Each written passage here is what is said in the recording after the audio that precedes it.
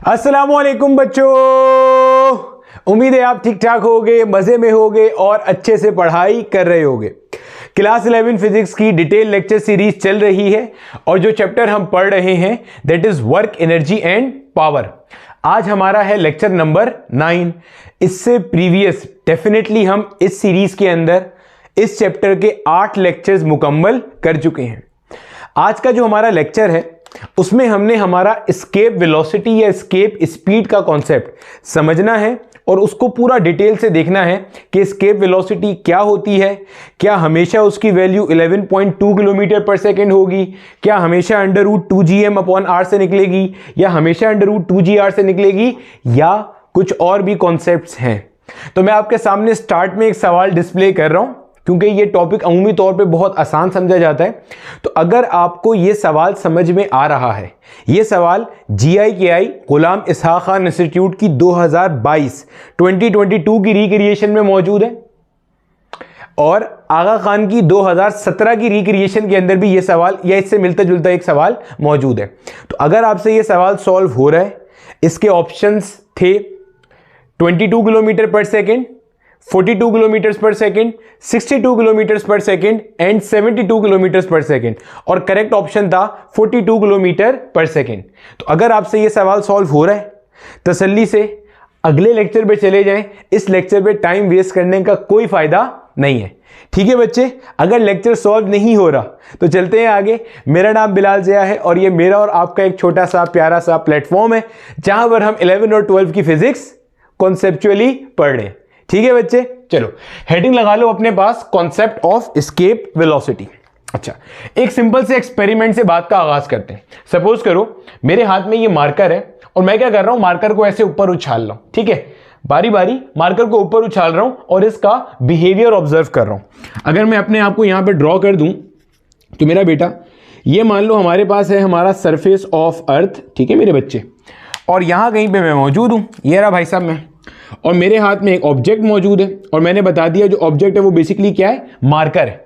अच्छा, हो क्या रहा है, जैसे ही मैं मार्कर को ऊपर उछालता हूं तो आपने क्या ऑब्जर्व किया है, आपके हाथ में भी अगर कोई ऑब्जेक्ट है उछाल के देख लो।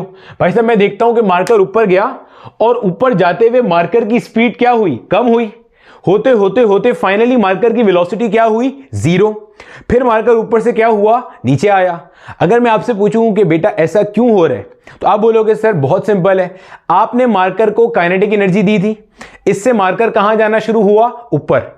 जैसे जैसे मार्कर ऊपर जा रहा था, जो अर्थ का ग्रेविटेशनल फोर्स है वो इस पे नेगेटिव वर्क डन कर रहा है, वो इसको नीचे बुला रहा है। आसान भाषा में, मार्कर ऊपर जाना चाह रहा है, फोर्स ऑफ ग्रेविटी नीचे घसीटना चाह रही है, तो ऊपर जाते हुए इसकी स्पीड क्या हो रही है, कम हो रही है। होते होते टॉप मोस्ट पॉइंट पे जाके क्या हुआ, इसकी काइनेटिक एनर्जी 0 हो गई।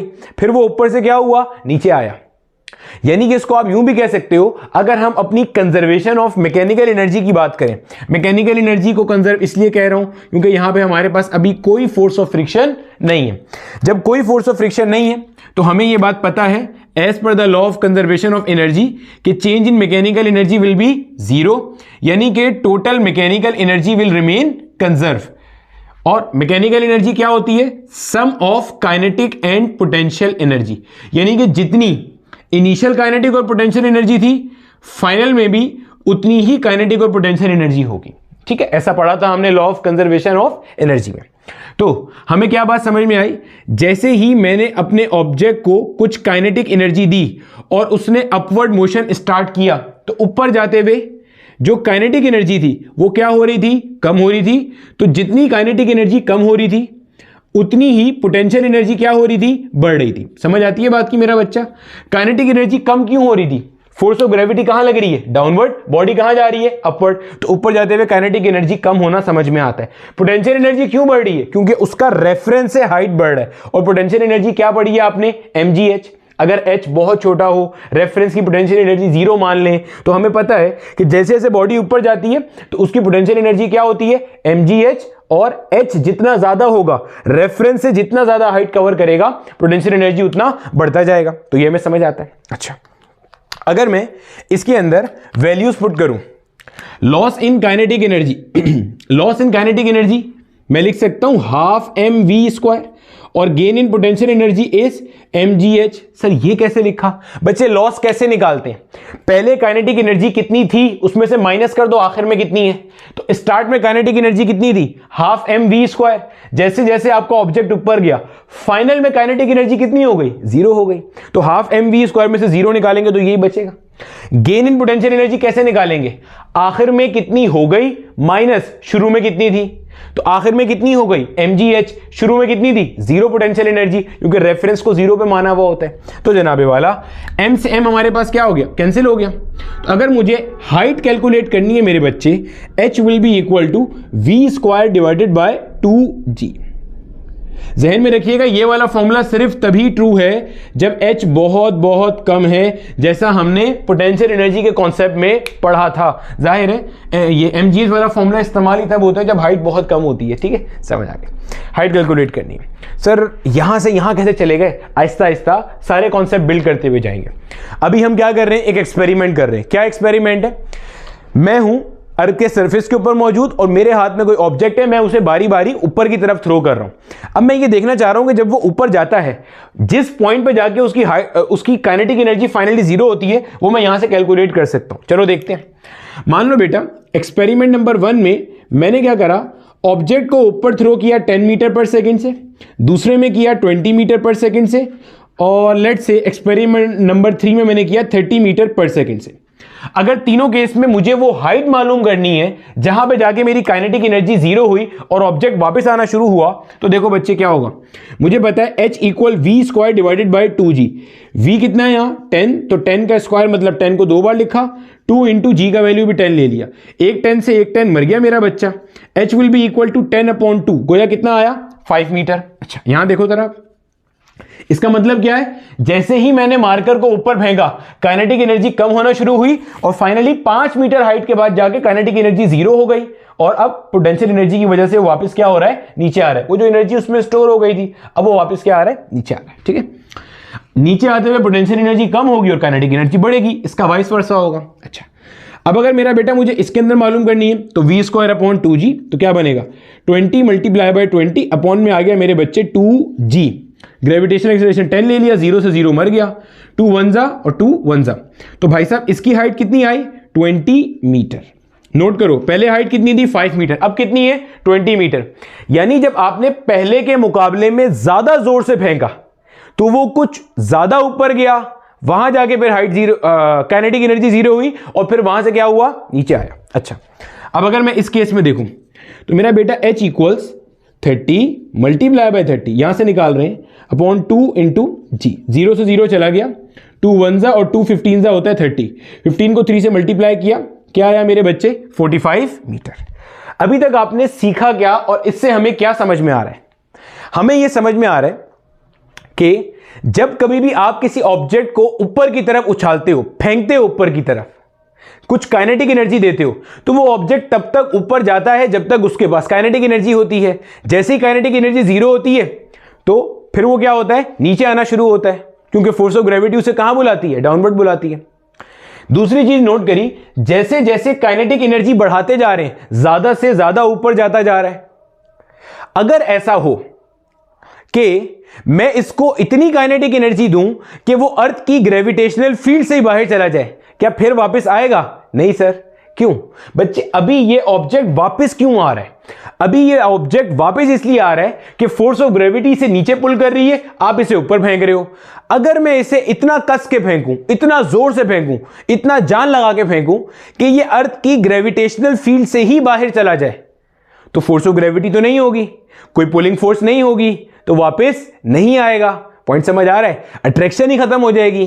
तो वो स्पीड जो इसे अर्थ के ग्रेविटेशनल पुल से बाहर ले जाएगी, अर्थ की ग्रेविटेशनल फोर्स से बाहर ले जाएगी, कभी ना वापस आने के लिए, उसको हम क्या कहते हैं बच्चे? उसे हम कहते हैं एस्केप स्पीड या एस्केप वेलोसिटी।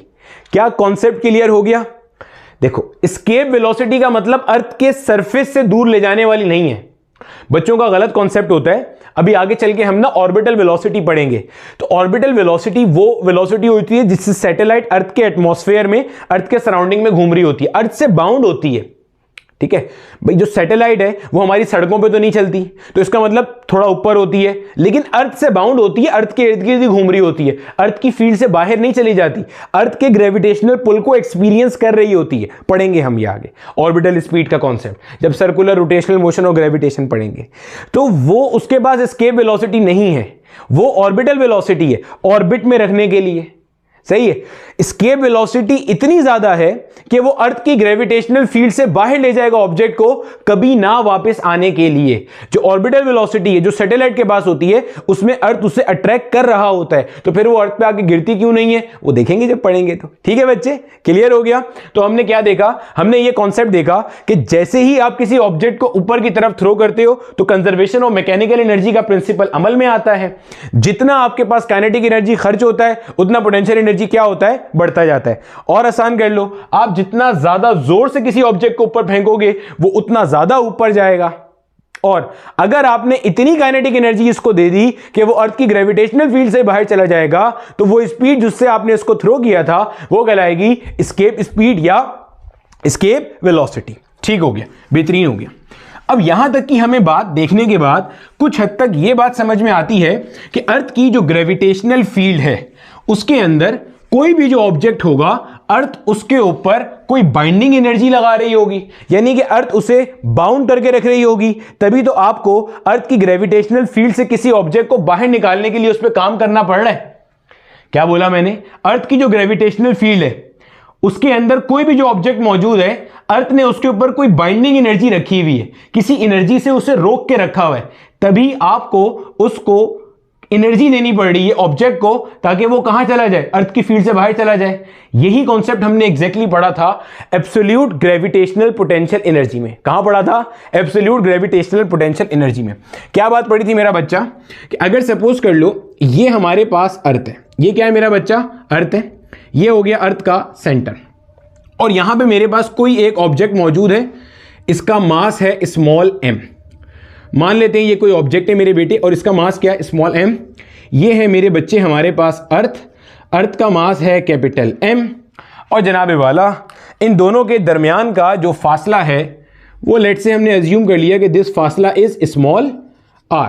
तो हमें पता है इस मास के पास जो पोटेंशियल एनर्जी है, या अर्थ मास सिस्टम की इस पॉइंट पे जो पोटेंशियल एनर्जी है, absolute gravitational potential energy is given by -gm into capital M divided by r। अब समझ जाइएगा, g क्या है, gravitational constant, universal gravitational constant 6.67 power -11 newton metre square पर किलोग्राम स्क्वायर। m ऑब्जेक्ट का मास, m मास ऑफ अर्थ, इसका मास है जो कि तकरीबन 5.9 इंटू 10 पावर 24 होता है, इसको आप तकरीबन 6 into 10 to the power 24 kilogram रख सकते हो। आर क्या है, दोनों ऑब्जेक्ट्स के सेंटर के दरमियान का फासला, तो अर्थ के सेंटर से इस ऑब्जेक्ट तक का जो फासला है उसे हमने क्या कहा, आर किया।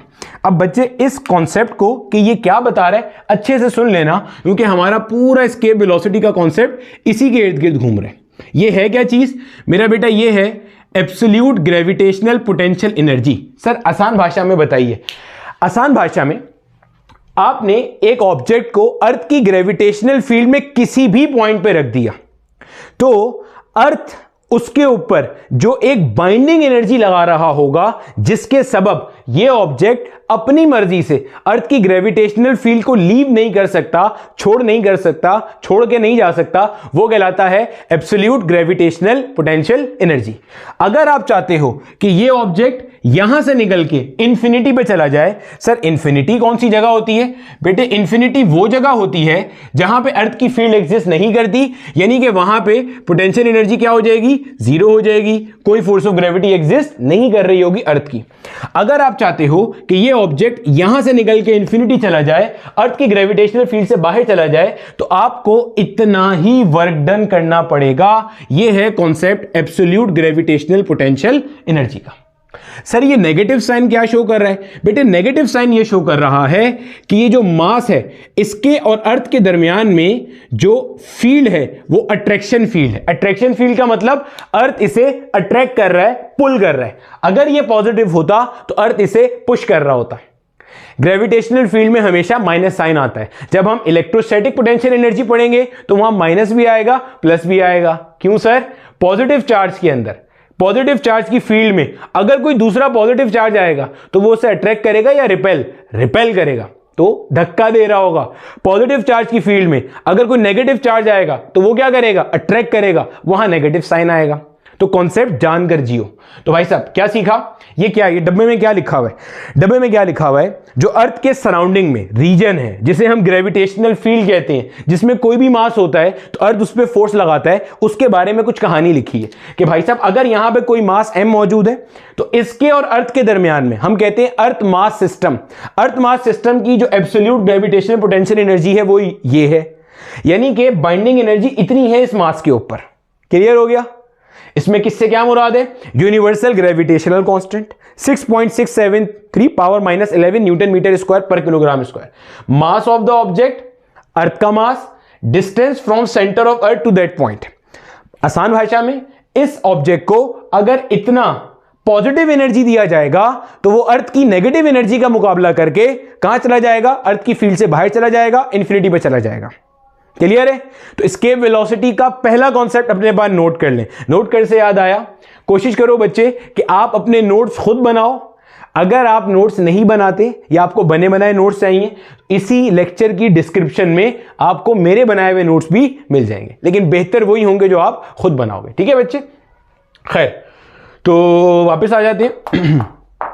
चलो, एब्सोल्यूट ग्रेविटेशनल पोटेंशियल एनर्जी का कॉन्सेप्ट हमें अच्छे से क्लियर हो जाता हैगा। ठीक है मेरा बच्चा। चलो आगे चलते हैं। अब मेरे बेटे इसी के अंदर हम एक और चीज समझते हैं।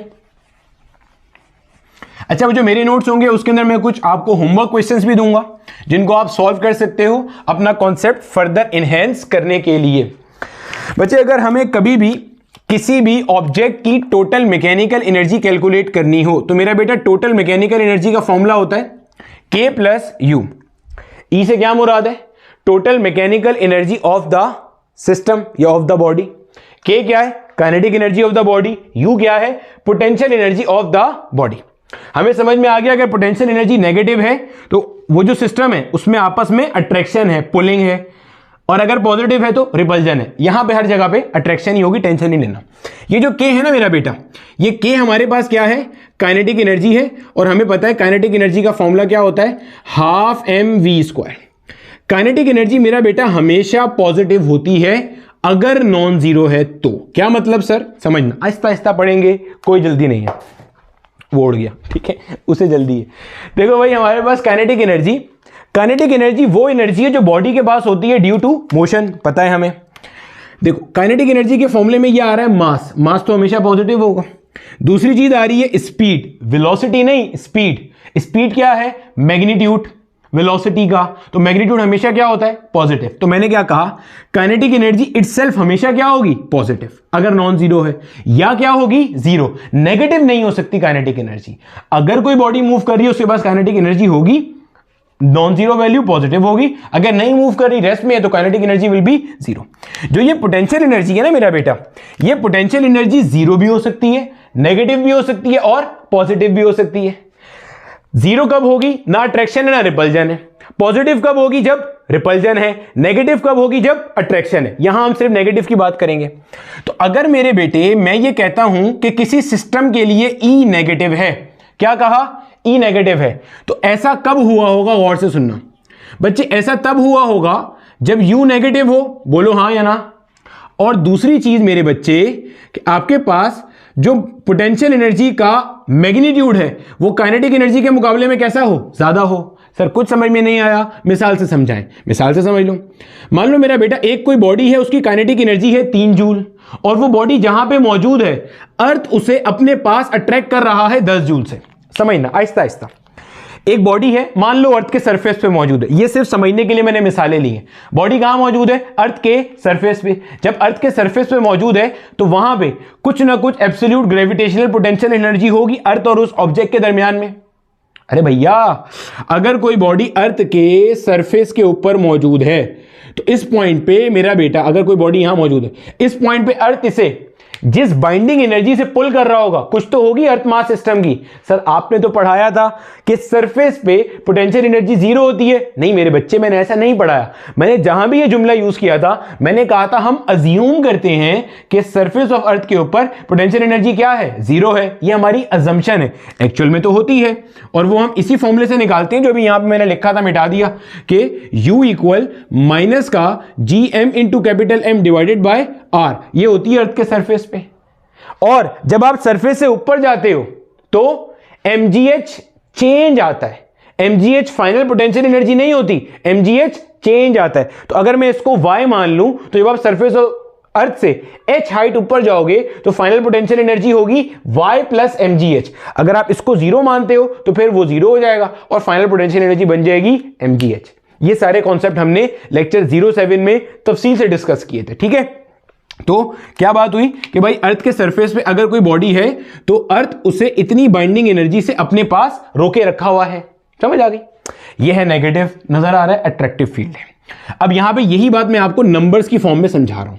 मैंने कहा मान लो मेरा बेटा अर्थ के सरफेस के ऊपर कोई बॉडी है, उसके ऊपर पोटेंशियल एनर्जी कितनी है, 10 जूल है। नेगेटिव साइन शो कर रहा है, अट्रैक्शन है। आपने काइनेटिक एनर्जी कितनी दी, 3 जूल दी। तो अब आप नोट करो यहां पे आपके पास जो टोटल मैकेनिकल एनर्जी आएगी सिस्टम की, वो कैसी आ रही है, नेगेटिव आ रही है। अब ये दो बातें समझ आ गई कि total mechanical energy of the system will be negative जब पोटेंशियल एनर्जी क्या हो, नेगेटिव हो, अट्रैक्टिव फील्ड हो।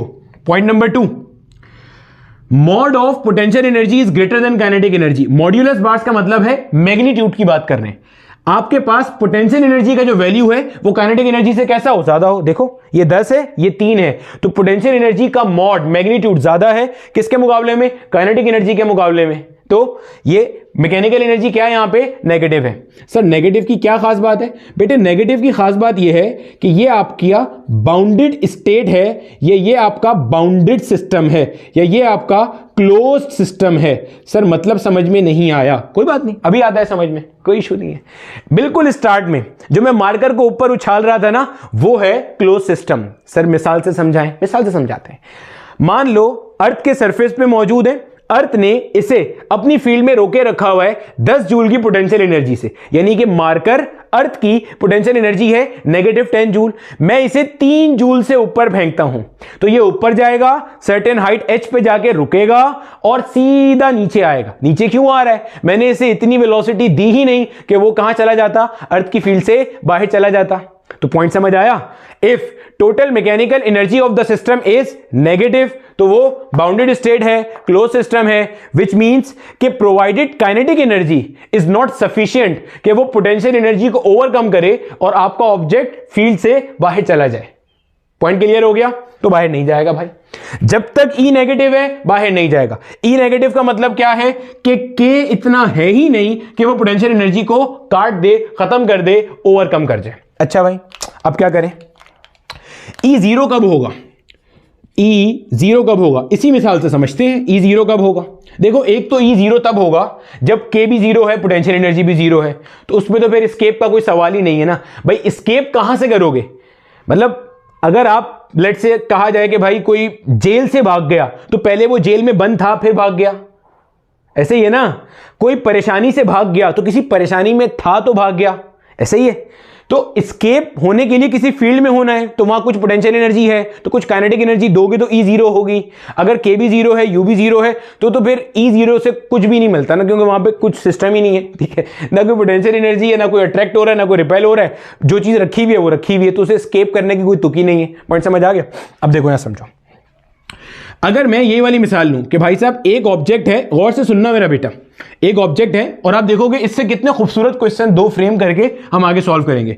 वो अर्थ के सरफेस पे मौजूद है और अर्थ उसे अट्रैक्ट कर रहा है 10 जूल की पोटेंशियल एनर्जी से। 10 जूल की नेगेटिव पोटेंशियल एनर्जी है जो अर्थ और उस ऑब्जेक्ट के दरमियान में मौजूद है और अर्थ उसे अट्रैक्ट कर रहा है।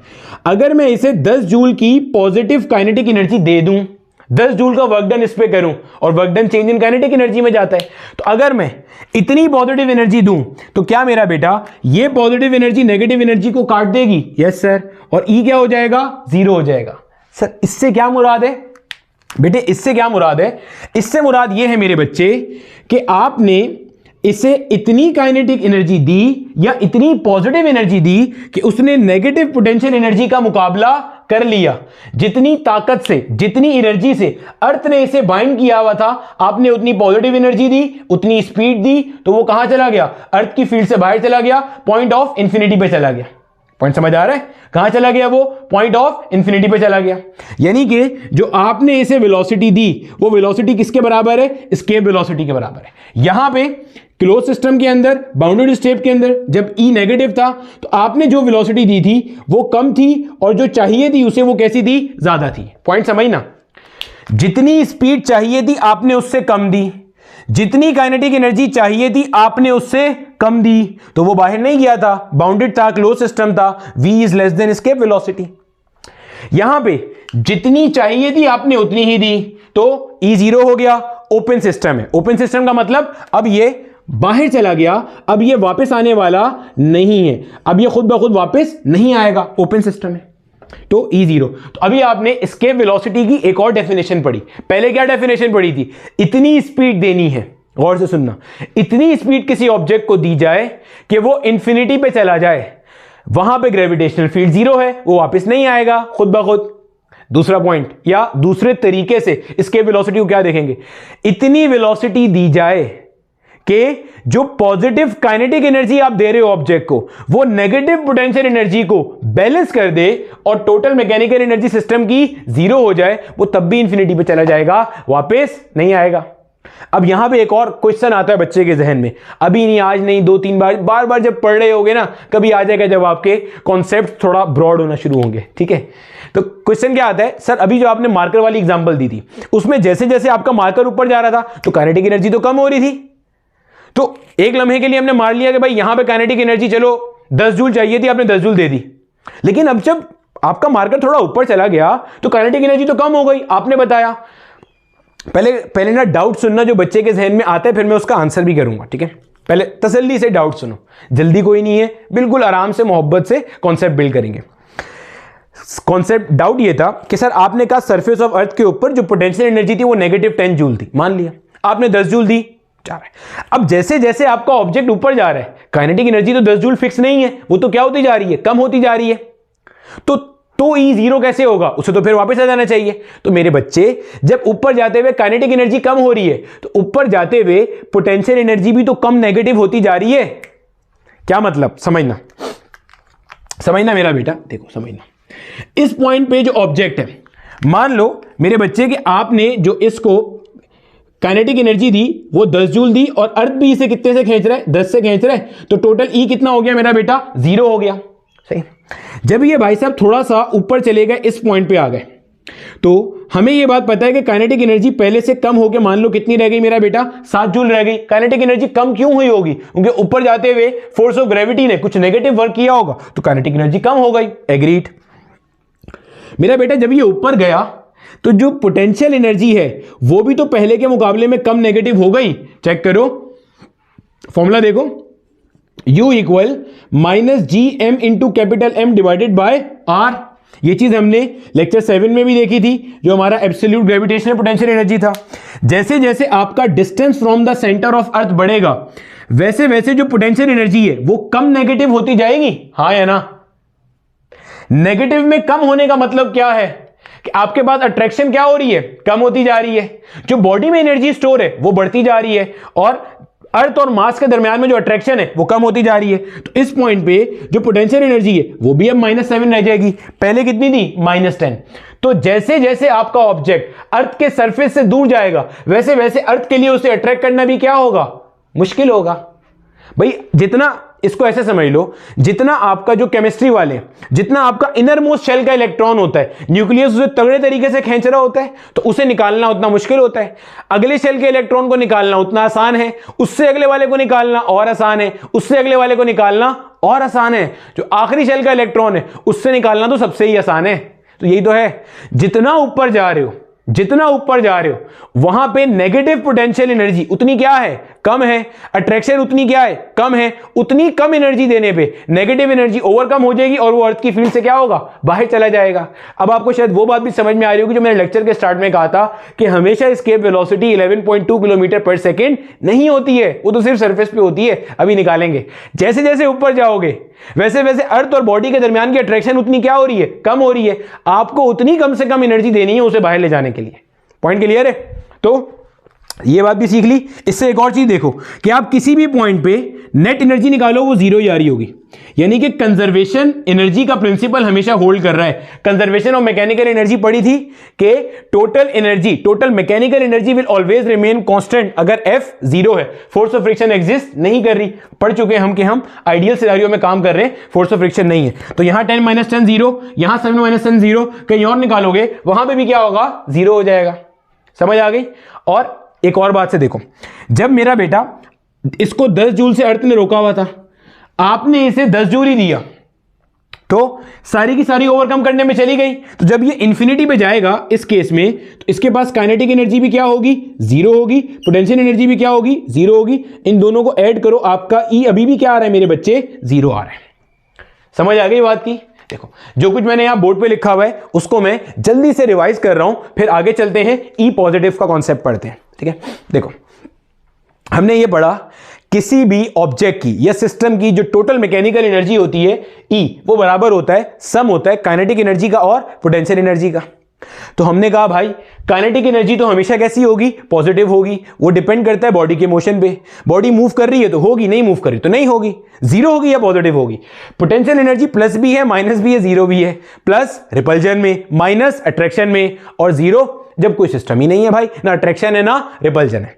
तो हमने कहा ई नेगेटिव कब हो सकता है, जब यू नेगेटिव हो और यू का मैग्नीट्यूड काइनेटिक एनर्जी के मुकाबले में क्या हो, ज्यादा हो, तभी होगा ना भाई साहब। मैंने मिसाल दी कि भाई अर्थ के सरफेस पे 10 जूल पोटेंशियल एनर्जी है बिटवीन मास एंड अर्थ, यानी कि 10 जूल बाइंडिंग एनर्जी है बिटवीन मास एंड अर्थ, और आपने काइनेटिक एनर्जी कितनी दी, 3 जूल दी। तो ये बाहर नहीं गया, अभी ये बाहर नहीं गया क्योंकि 3 जूल आपने दी, 3 - 10 -7 जूल, अभी भी 7 जूल इसे चाहिए बाहर जाने के लिए, यानी कि ई नेगेटिव है, बाउंडेड स्टेट है, क्लोज सिस्टम है।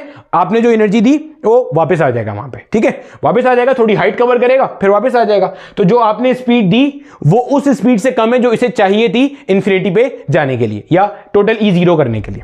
अब ई जीरो पे आ जाओ। ई जीरो से क्या मुराद है कि जितनी नेगेटिव एनर्जी है, जितनी बाइंडिंग एनर्जी है, उतनी ही प्लस एनर्जी दे दी जाए। जितनी एनर्जी से अर्थ ने बाउंड किया हुआ है उतनी पॉजिटिव एनर्जी दी तो मर गया, ई जीरो हो गया।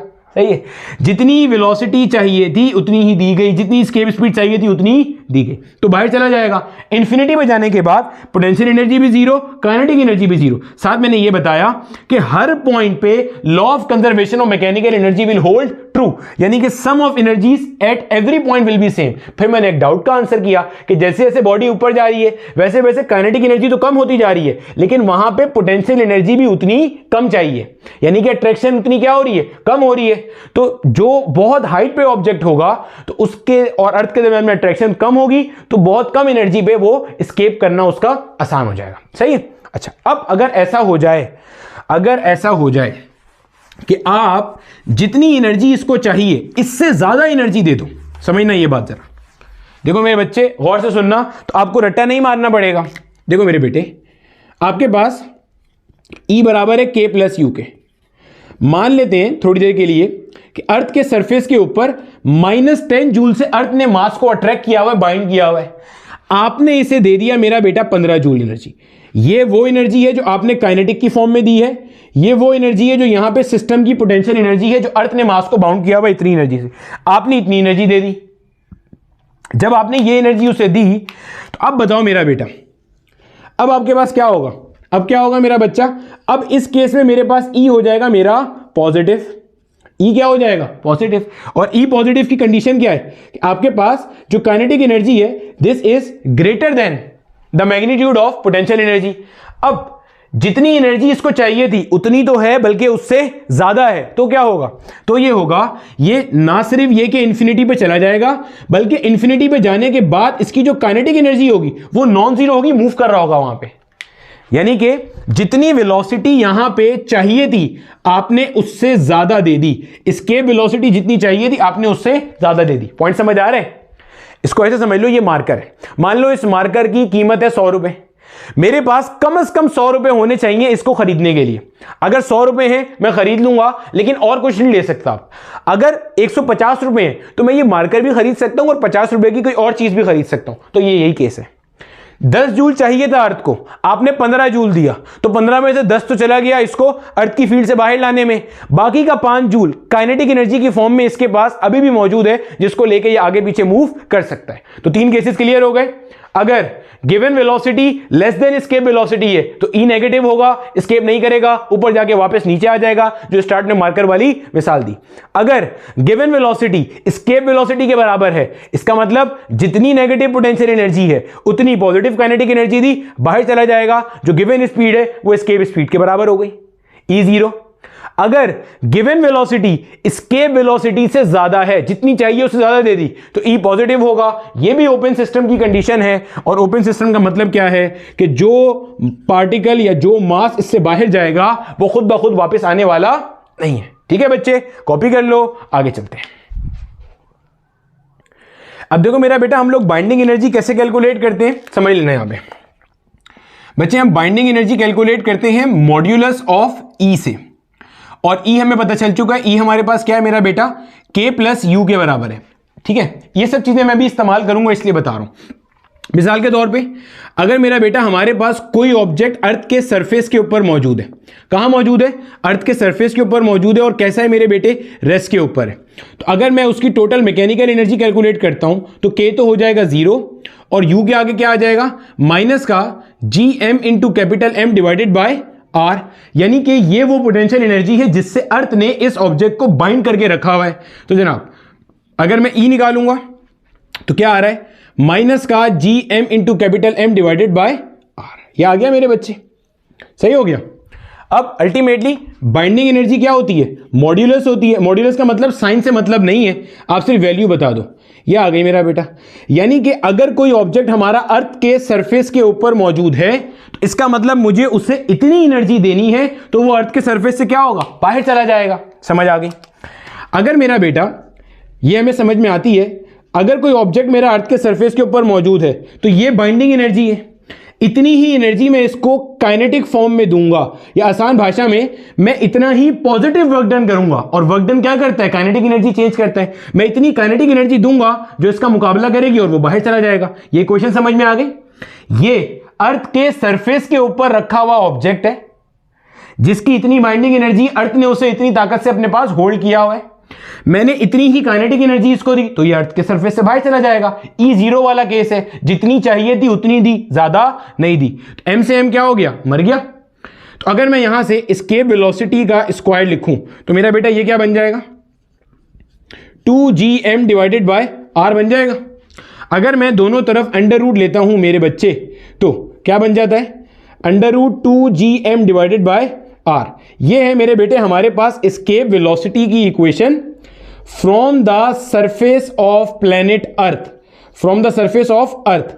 आप इसको किसी और प्लेनेट के लिए भी इस्तेमाल कर सकते हो, लेकिन फिर यहां पे उस प्लेनेट का मास और उस प्लेनेट का रेडियस आएगा। किसी भी प्लेनेट के सरफेस से आप कैलकुलेट कर सकते हो। अभी हम किसके लिए बात कर रहे हैं, अर्थ के लिए कर रहे हैं। अब यहां पे G क्या होता है, G हमारे पास है मेरा बेटा 6.673 पावर -11 न्यूटन मीटर स्क्वायर पर किलोग्राम स्क्वायर। M क्या है मेरे बच्चे, M हमारे पास है इफेक्टिव मास ऑफ अर्थ, और जो इफेक्टिव मास ऑफ अर्थ है वो तकरीबन 6 × 10⁻24 किलोग्राम होता है। ये क्या है मेरे बच्चे, हमारे पास रेडियस ऑफ अर्थ, और ये हमारे पास क्या है 6400 किलोमीटर होता है, या 66.4 × 10⁻6 मीटर। आप वैल्यू पुट करोगे तो मेरा बेटा आपके पास जो एस्केप वेलोसिटी आती है वो तकरीबन आती है 11.2 किलोमीटर पर सेकेंड। अलग अलग किताबों में अलग अलग दी हुई होती हैं। अब जैसे हेलिडे रेसलिंग अगर आप देखोगे तो उन्होंने इसकी वैल्यू 11.5 किलोमीटर पर सेकेंड ली हुई है। इसका मतलब आपने क्या सीखा, अब समझना बात को गौर से। फिर इसकी एक और वेरिएंट दिखाऊंगा, फिर क्वेश्चंस की तरफ चलते हैं। हमने ये सीखा, अगर अर्थ के सरफेस के ऊपर आप खड़े हुए और आप 11.2 किलोमीटर पर सेकंड की रफ्तार से ऑब्जेक्ट को ऐसे थ्रो कर दो, अब ऑब्जेक्ट वापस आने वाला नहीं है। आपने उसे इतनी वेलोसिटी दी कि इसके बराबर जो काइनेटिक एनर्जी है वो इसकी गिवन पोटेंशियल एनर्जी को सरफेस ऑफ अर्थ पे ओवरकम कर जाएगी। समझ आ गई बात की? दूसरी बात, सर ये डिस्टेंस बहुत ज़्यादा है, बहुत छोटा है। बेटे बहुत ज़्यादा है। आप कहीं ना कहीं शहर में रहते हो, कहीं भी रहते होगे, तो अब तो आप बड़े हो गए हो, आइडिया हो गया होगा ना 1 किलोमीटर कितना बड़ा होता है। तो 1 सेकंड में 11 किलोमीटर, 1 सेकंड में 11 किलोमीटर बहुत ज़्यादा डिस्टेंस होता है। 1 किलोमीटर में 1000 मीटर होते हैं, यानी 1 सेकंड में तकरीबन 11000 मीटर कवर करना तो बहुत ज़्यादा है। ठीक है, तो इतनी वैल्यू। अगर आप इससे कम दोगे तो वो फील्ड के अंदर ही रहेगा, ऊपर जाके नीचे आ जाएगा। इससे ज्यादा दोगे तो इन्फिनिटी पे जाने के बाद भी उसके पास कुछ ना कुछ स्पीड बाकी होगी। ठीक है, दूसरी बात मेरे बच्चे, वो ये आप ध्यान में रखोगे कि हमारे पास ये कहां से हमने निकाली है? अर्थ के सरफेस से निकाली है। अगर अर्थ के सरफेस से ऊपर जाएंगे तो एस्केप वेलोसिटी इससे कम आ रही होगी। क्यों भाई? जब आप अर्थ के सरफेस से ऊपर चले जाओगे तो अर्थ और बॉडी के दरमियान में जो पोटेंशियल एनर्जी है वो कम हो जाएगी, तो कम काइनेटिक एनर्जी देनी पड़ेगी उसको एस्केप कराने के लिए, तो वेलोसिटी भी क्या होगी? कम होगी। ठीक है, अब इसी क्वेश्चन को देखो मेरे बच्चे, आगे चलते हैं और इसमें इसका एक और वेरिएंट पढ़ते हैं। चलो, अब मेरा बेटा हमारे पास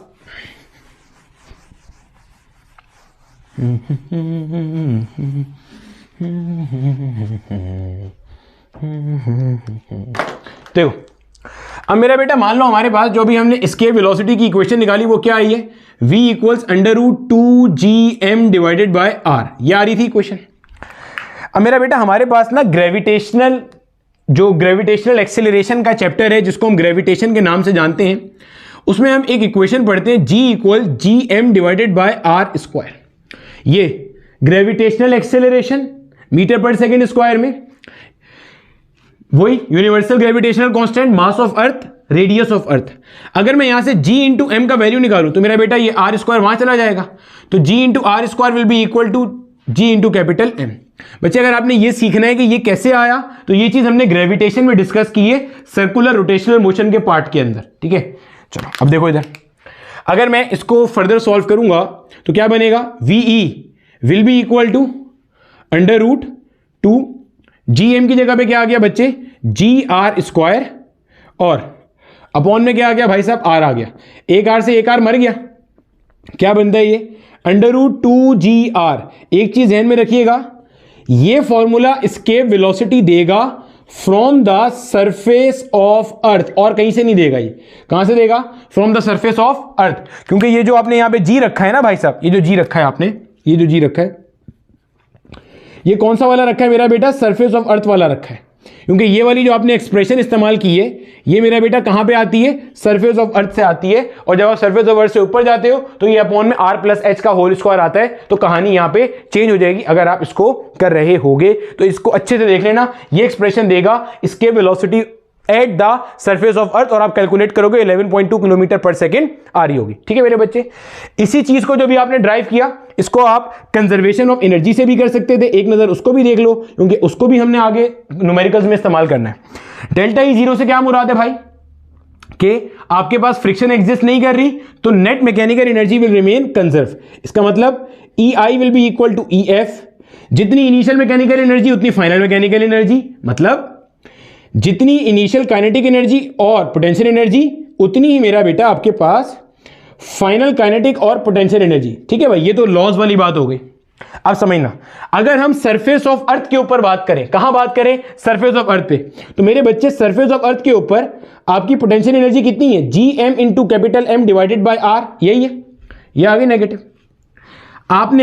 आपने इतनी काइनेटिक एनर्जी देनी है, गौर से सुनिएगा, आपने इतनी काइनेटिक एनर्जी देनी है कि ये इसके नेगेटिव इंपैक्ट को काट दे या बैलेंस कर ले, और फाइनल लेके कहां जा रहे हैं मेरा बेटा आप ऑब्जेक्ट को? इन्फिनिटी पे लेके जा रहे हो। एस्केप कराने का मतलब क्या? इन्फिनिटी पे जा रहे हैं। इन्फिनिटी पे जा रहे हैं तो फाइनल काइनेटिक एनर्जी जीरो हमें नहीं चाहिए, क्योंकि हम E0 वाला केस डिस्कस कर रहे हैं।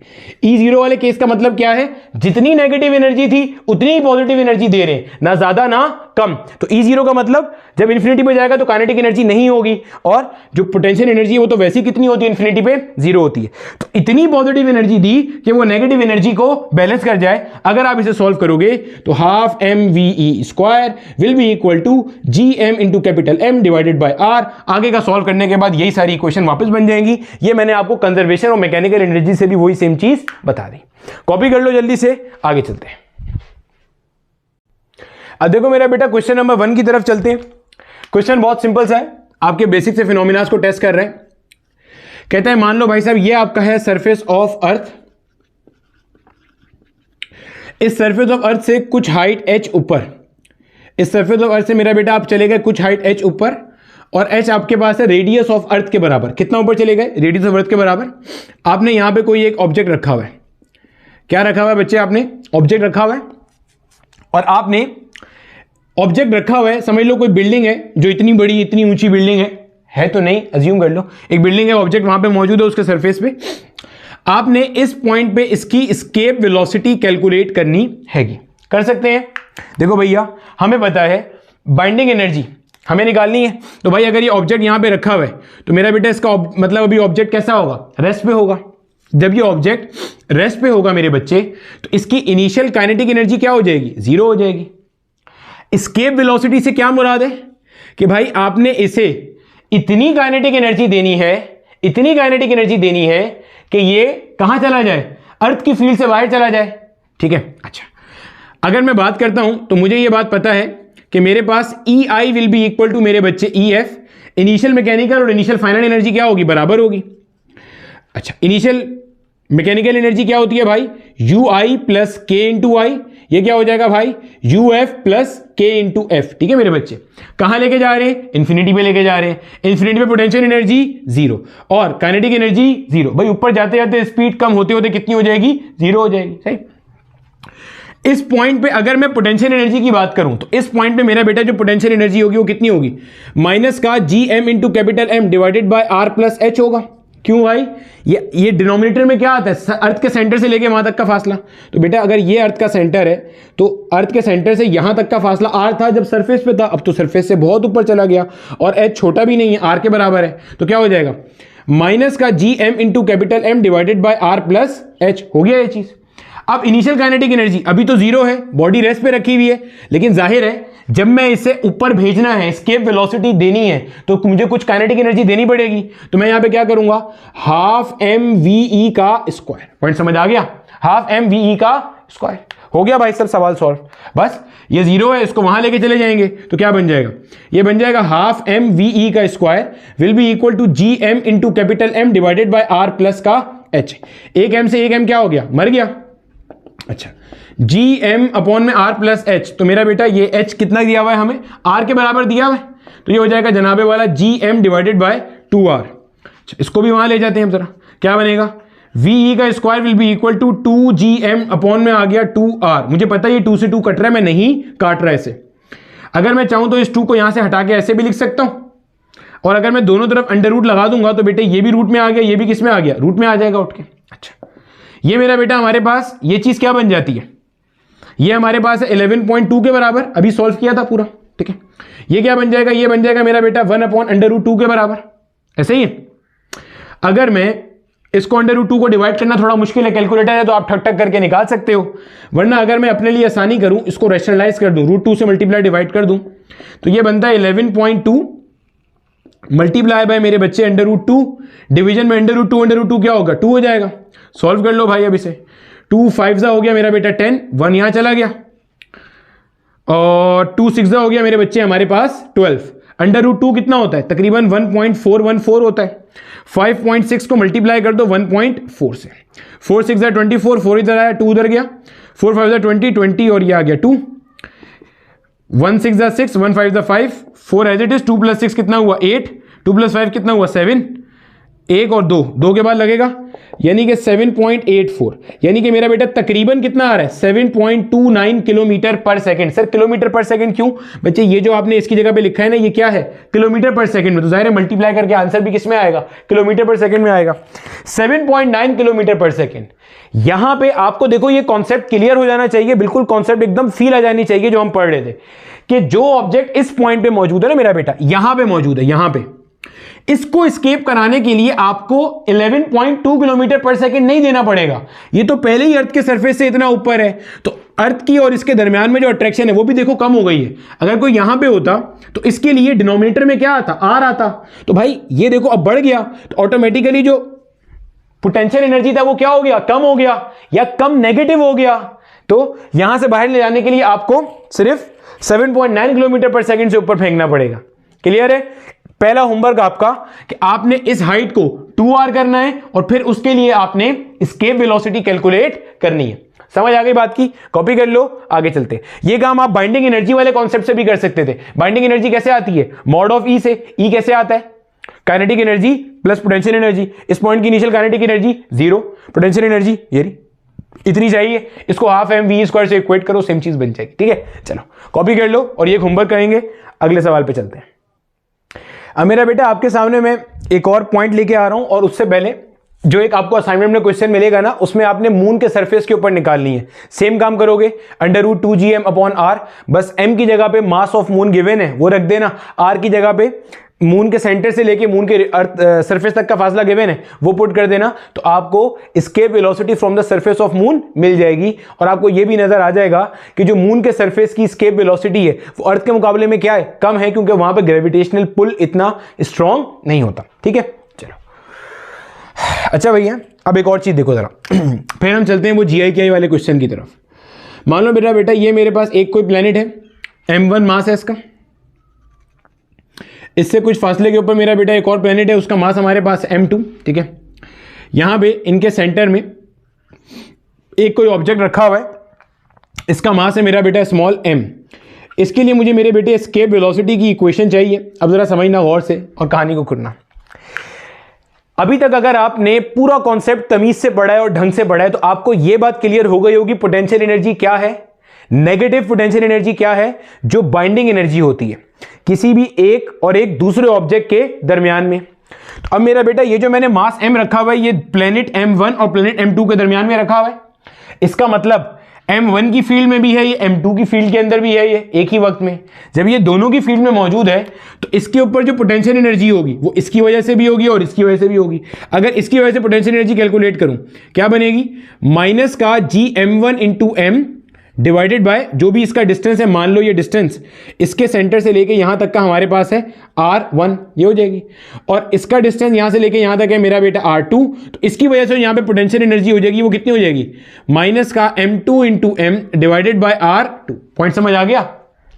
मैंने क्या बोला देखो समझना, एस्केप वेलोसिटी क्या है कि आपने बॉडी को इतनी स्पीड देनी है या इतनी वेलोसिटी देनी है कि वो उस पोटेंशियल एनर्जी को एस्केप कर जाए जो उसे वहां पे बाइंड करके रखी हुई है, इस मास को जो इन दोनों प्लैनेट्स के दरमियान में कहीं या किसी एक पॉइंट पे मौजूद है कि यहां से फासला r1 यहां से फासला r2, तो इसको इसकी पोटेंशियल एनर्जी भी रोक के रखी हुई है, इसकी पोटेंशियल एनर्जी भी रोक के रखी हुई है। ऐसे ही है ना भाई? न्यूटन क्या कहता है, न्यूटन कहता है कि जो दो ऑब्जेक्ट्स हैं उनके दरमियान में फोर्स ऑफ अट्रैक्शन एग्जिस्ट करती है, तो भाई मास और m1 में भी फोर्स ऑफ अट्रैक्शन है, मास और m2 में भी है, तो यहां पे इसकी भी पोटेंशियल एनर्जी इसकी भी, दोनों की पोटेंशियल एनर्जी को ऐड कर देंगे तो नेट पोटेंशियल एनर्जी आ गई। अब अगर आपने इसे एस्केप कराना है तो आपको इसे क्या देना पड़ेगा, स्पीड देनी पड़ेगी। तो भाई अगर मैं अपना कंजर्वेशन का कॉन्सेप्ट लिखूंगा तो वही हो जाएगा, delta E will be equal to 0, which means initial potential energy plus initial kinetic energy should be equal to final potential energy plus final kinetic energy. देखो ui प्लस ki, ui कितना है मेरे बच्चे, ui आपका होगा minus gm1 into m divided by r1, इसकी वजह से जो है, और दूसरे का क्या होगा बच्चे, minus G M2 into M divided by R2, ये दोनों को ऐड कर लिया तो ये नेट पोटेंशियल एनर्जी आ गई मेरे पास, ठीक है मेरे बच्चे, प्लस KI, यानी कि हाफ MVE का square will be equal to 0। क्यों?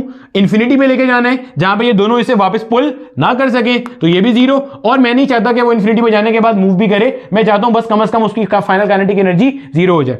तो भाई साहब इतनी पॉजिटिव एनर्जी देनी पड़ेगी कि वो इन दोनों नेगेटिव एनर्जीज को ओवरकम कर जाए, तभी जाके वो क्या होगा, स्केप कर जाएगा। पॉइंट समझ आ गया? यही बात हम डेली रूटीन में भी करते हैं कि आपके पास इतनी पॉजिटिव एनर्जी होनी चाहिए कि आपके अंदर की नेगेटिव एनर्जी को वो ओवरकम कर दे, ताकि आप सारा काम सुकून से और इत्मीनान से कर सको। इसको हम आगे सॉल्व कर लेंगे, कोई मसले वाली बात नहीं है इसके अंदर, ठीक है? कॉन्सेप्ट समझ गए? क्वेश्चन की तरफ चलते हैं।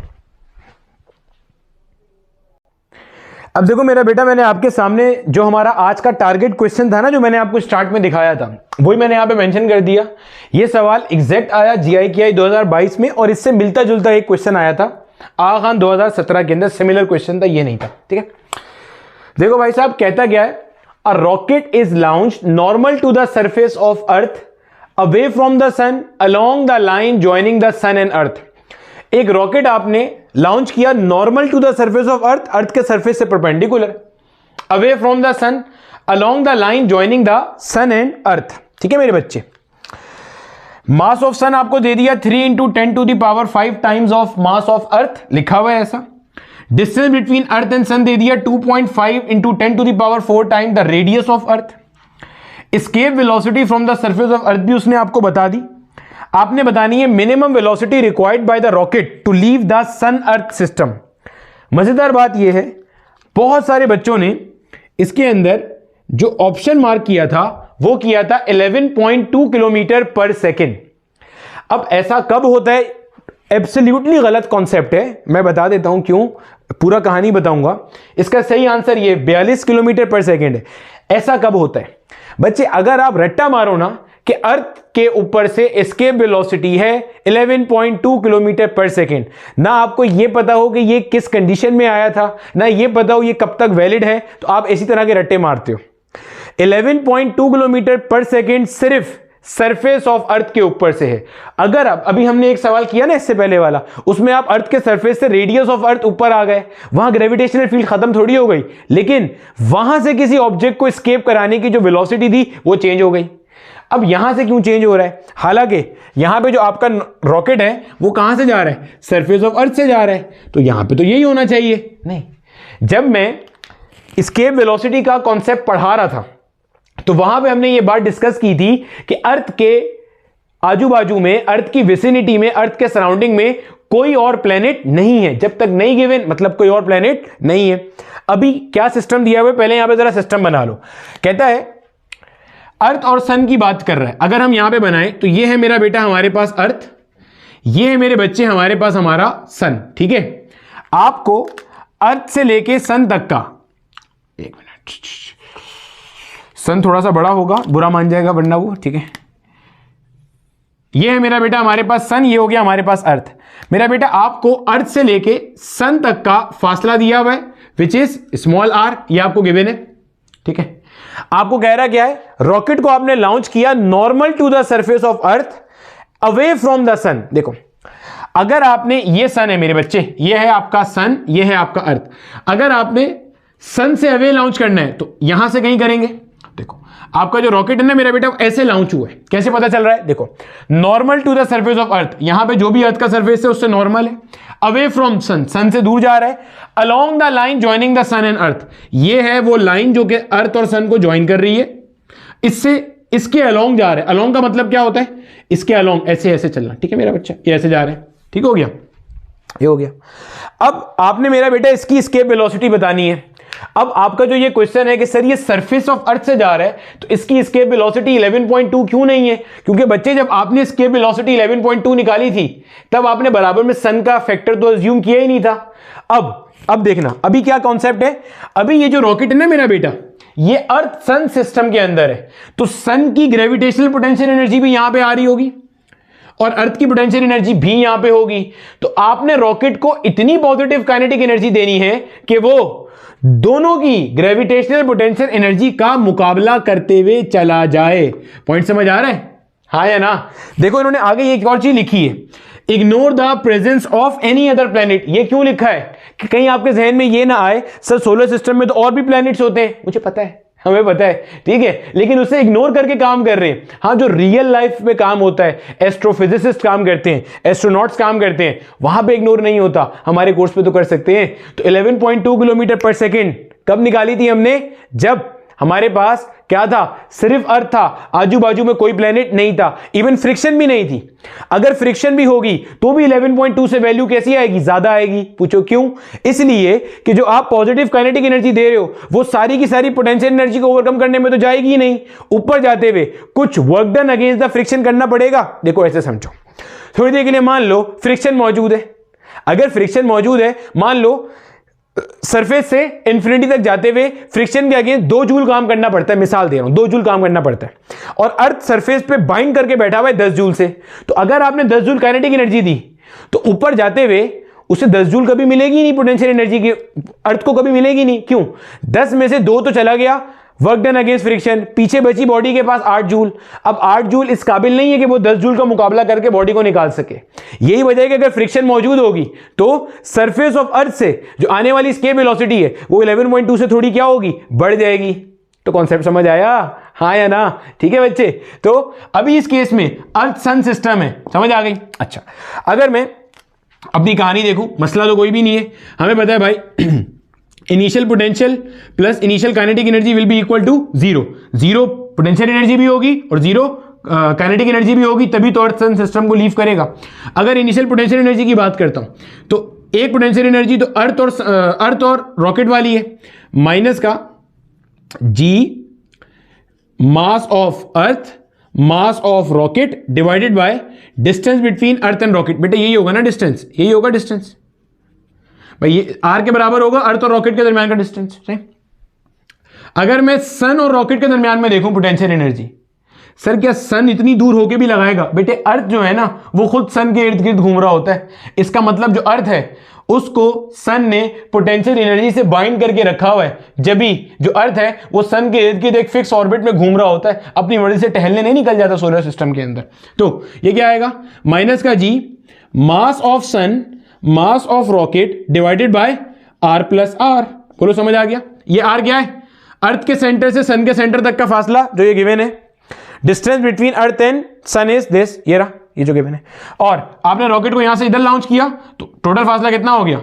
यहां से लेके रॉकेट तक का आर प्लस आर हो गया। ठीक है, आपने इतनी काइनेटिक एनर्जी इसको देनी हैगी, will be equal to C A1 है। अच्छा, अगर मैं इसको सिंप्लीफाई करूंगा, माइनस का जी एम अपॉन में आ गया मेरे बेटे आर, माइनस का G M S, mass of sun की जगह पे गिवन है कि 3 × 10⁵ times the mass of earth हो गया। ये आर आ गया, स्मॉल एम आ गया, एज इट इज मेरे बच्चे, अपॉन में आर प्लस आर। ये आर क्या है भाई साहब? किधर गया? ये रहा 2.5 × 10⁴ आर प्लस आर। भाई ये आर का वैल्यू ये गिवन है, 2.5 × 10⁴ समझ आती है? अच्छा, ये काइनेटिक एनर्जी को अगर मैं वहां ले गया, माइनस का हाफ एम वी का स्क्वायर हो जाएगा। वी से मुराद क्या है? इस रॉकेट को एस्केप कराने की जो स्पीड मुझे देनी है वो। सही है भाई साहब? अगर मैं यहां से माइनस साइन और स्मॉल एम कॉमन ले लूं तो क्या बनेगा? G × M divided by R. ये माइनस साइन तो बाहर चला गया तो प्लस हो जाएगा, G multiply by capital M multiply by 3 × 10⁵ upon में। अब देखो मेरा बेटा, नीचे जो ये लिखा हुआ है, ये क्या लिखा हुआ है? 2.5 × 10⁴ क्या होता है? 2500। अरे भैया 2.5 × 10⁴ का मतलब 1 2 3 1 2 3 और 4, 25,000। बल्कि आई एम रियली सॉरी भैया, हम भी इंसान हैं, गलती कर सकते हैं। ठीक है, तो डेसिमल यहां आ जाएगा 1 2 3 4 1 2 3 4 25,000 आर। ये क्या लिखा हुआ है? 25,000 आर प्लस आर। अगर आपके पास 25,000 रुपए, कितने रुपए? 25,000 रुपए, आपको मैं 1 रुपया और दूं, टेक्निकली आपके पास पैसे बढ़ गए, 25,000 1 रुपया हो गया, लेकिन क्या उस 1 रुपए की कोई सिग्निफिकेंस है? कोई सिग्निफिकेंस नहीं है। तो भाई हम इस आर को निग्लेक्ट कर सकते हैं? बिल्कुल कर सकते हैं ना भाई। मतलब बगैर कैलकुलेटर के जब करेंगे ई कैट एमडी कैट के क्वेश्चंस तो we have to make some assumptions. ठीक है, कुछ राउंड ऑफ करना पड़ेगा। तो ये 25,000 आर लिखा है, तो 25,000 आर में एक आर और जोड़ दूंगा तो 25,000 एक आर हो जाएगा। क्या फर्क पड़ा? कोई फर्क नहीं पड़ा। तो जनाब क्या आ गया, 2.5 इंटू 10 की power 4 R will be equal to minus का हाफ एम वी ई का स्क्वायर। जो मर रहा है मार दो भाई, माइनस एम से माइनस एम मर गया, ये 2 इसको इधर ले आओ और यहां से मैं जी एम अपॉन आर और कॉमन ले रहा हूं यहां पे, तो क्या बन जाएगा मेरा बेटा, ये जरा गौर से देखिएगा यहां पे मेरे बच्चे, ये चीज हमारे पास बनती है 2 और यहां पे आ रहा है जी एम अपॉन में क्या आ गया मेरा बेटा, आर आ गया। जी एम अपॉन आर अंदर से निकाला, 2 यहां डिवाइड होता है, यहां के मल्टीप्लाई हो गया। ब्रैकेट में यहां क्या बच गया मेरे बच्चे, 1 बच गया, प्लस ये क्या हो गया 3 इंटू 10 टू दी पावर 5, इसको मैं लिख सकता हूं 25 into 10 to the power 3 will be equal to V का स्क्वायर। कोई दिक्कत तो नहीं है? जो मर रहा है ना इसमें उसे मार दो। ये 10 पावर 3 है, 10 पावर 3 से 10 पावर 5 गया तो यहां 10 पावर 2 बच गई मेरे बच्चे, सही है। अगर मैं साथ साथ दोनों तरफ अंडर रूट भी ले लूंगा तो इस पूरी चीज के ऊपर रूट आ जाएगा और यहां पे स्क्वायर से रूट मर जाएगा, तो क्या बनेगा भाई साहब, ये बन जाएगा V will be equal to, ये हो गया मेरा बेटा under root G M upon R multiply by, bracket के अंदर क्या बच रहा है ये 1 प्लस ये क्या लिखा है 300 डिवाइडेड बाय 25, यही बचा ना भाई साहब, 300 डिवाइड बाय 25 को अगर 300 से कैंसिल करूंगा तो 25 4 जा 100 होता है, 25 12 जा हो जाएगा 300, तो भाई साहब 12 प्लस 1 कितना हो गया 13 हो गया। ये लिखा हुआ है under root 2 G M upon R multiply by under root 13, बोलो यही बना भाई साहब, यही बना ना। 12 प्लस 1 कितना हो गया 13 हो गया, और ये हो गया under root G M plus R, G M upon R. ये जो पूरी चीज है मेरा बच्चा, ये क्या है, अर्थ के सरफेस के ऊपर, अगर सिर्फ अर्थ को कंसीडर किया जाएगा तो अर्थ के सरफेस के ऊपर से जो एस्केप वेलोसिटी है वो यहीं से आती है 11.2, वो यहां गिवन भी थी कहीं हमारे पास, ये रही। Under root 2 G M upon R को मैं किससे इक्वेट कर दूंगा 11.2 से कर दूंगा, तो ये आ गया मेरे पास 11.2 मल्टीप्लाई बाय अंडर रूट में आ रहा है मेरे पास 13। मुझे पता है अंडर रूट 9 कितना होता है 3 के बराबर, भाई साहब दिख रहा है ना पीछे से, अंडर रूट 9 कितना होता है मेरे बच्चे, नहीं दिख रहा, नहीं दिख रहा, यहां कर लो। अंडर रूट 9 कितना होता है भैया 3 होता है। अंडर रूट 16 कितना होता है 4 होता है। ये किसके ज्यादा नजदीक है, 9 से ये 4 दूर है, 13 से ये 3 दूर है, यानी कि ये इसके नजदीक ज्यादा है। जब इसके नजदीक ज्यादा है तो अंडर रूट 13 को मैं राउंड ऑफ करके कुछ 3.6 कर सकता हूं, हाँ या ना, कर सकते हैं ना भाई, 3.6 कर सकते हैं इसको राउंड ऑफ करके। अच्छा, अगर मल्टीप्लाई करूंगा 11.2 मल्टीप्लाई बाय 3.6, 6 2 जा 12, 2 इधर आया 1 उधर गया, 6 1 जा 6 प्लस 1 7, 6 1 जा 6 क्रॉस आ गया, 3 2 जा 6, 3 1 जा 3, 3 1 जा 3, 2 आया, 6 प्लस 7 कितना हुआ 13, 6 3 9, 9 और 1 हो गया 10, 3 प्लस 1, ठीक है, 2 डेसिमल लग गए। क्या आंसर आ रहा है 40.32। ऑप्शंस देख लो भाई, 40 के करीब करीब कौन सा ऑप्शन है, 40 के करीब करीब ये ऑप्शन, ये करेक्ट है। यानी कि अर्थ मास सिस्टम से अगर आपने रॉकेट को लॉन्च करना है तो तकरीबन 42 किलोमीटर पर सेकेंड, हमने तो यहां पे अप्रोक्सीमेशन भी नहीं है ना भैया, यहां इसको उड़ा दिया था तो आंसर अप्रोक्सीमेट ही आएगा, जाहिर सी बात है, ठीक है। तो भाई कॉन्सेप्ट का फील लिया आपने कि एस्केप वेलोसिटी 11.2 किलोमीटर पर सेकेंड सिर्फ कब है, पहली बात अर्थ के सरफेस पे निकाली जाए, दूसरी बात फ्रिक्शन एग्जिस्ट ना करती हो, तीसरी बात अर्थ के आजू बाजू में अगल बगल में कोई प्लेनेट ना माना जाए। अगर फ्रिक्शन होगी तो काइनेटिक एनर्जी आपको ज्यादा देनी पड़ेगी बगैर फ्रिक्शन के मुकाबले में, यानी कि जो आपकी एस्केप वेलोसिटी होगी वो 11.2 किलोमीटर पर सेकंड से बढ़ जाएगी। और अगर बाजू में उसने कोई और प्लेनेट दे दिया तो फिर देखो कितनी आ रही है 42 किलोमीटर पर सेकंड आ रही है सन के केस में। अगर वो सन के बजाय कोई और जाइंट प्लेनेट दे दे तो फिर तरीका सीख गए हम।